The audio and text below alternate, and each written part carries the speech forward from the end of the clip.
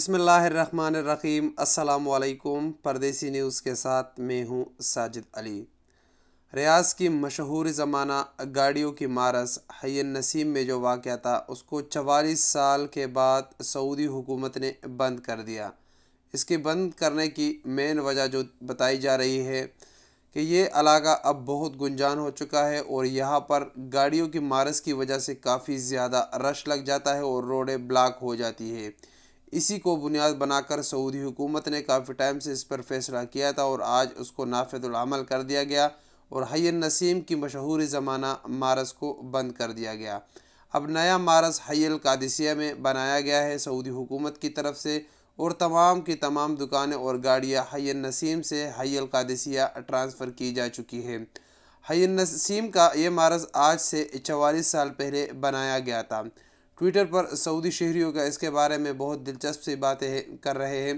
एक शहरी बता रहा है कि आज से 44 साल पहले जब हय्यन नसीम में सऊदी हुकूमत ने ये मारस खोल दिया तो उस वक़्त हय्यन नसीम शहर से बहुत बाहर था और ये बिल्कुल सहरा टाइप इलाका था। यहाँ पर कोई भी आबादी नहीं थी। इसी वजह से सऊदी हुकूमत ने यहाँ पर मारस बनाया था। लेकिन अब ये इलाका बहुत गुंजान हो चुका है और ये शहर के बीच में आ चुका है। तो ये सऊदी अरब की एक तब्दीली है कि 44 सालों में इतना ज़्यादा तब्दील हो चुका है। अक्सर हमने सऊदी अरब में काफ़ी ज़्यादातर चीज़ों के बारे में यही देखते हैं कि एक सनाइया हो गया या सब्ज़ी मंडी हो गई, ये शहर से बाहर बना लेते हैं लेकिन कुछ सालों के बाद वो शहर के अंदर ही आ जाता है। इतनी आबादी यहाँ पर बढ़ रही है और घर बन जाते हैं, वो शहर के बीच में आ जाता है, फिर उसके बाद उसको दूसरी जगह मुंतकिल किया जाता है। तो इसी तरह ये हय्यन नसीम का मारस भी काफ़ी मशहूर था और मैं लास्ट टाइम तकरीबन आज से एक हफ़्ता पहले मैं वहाँ पर गया था।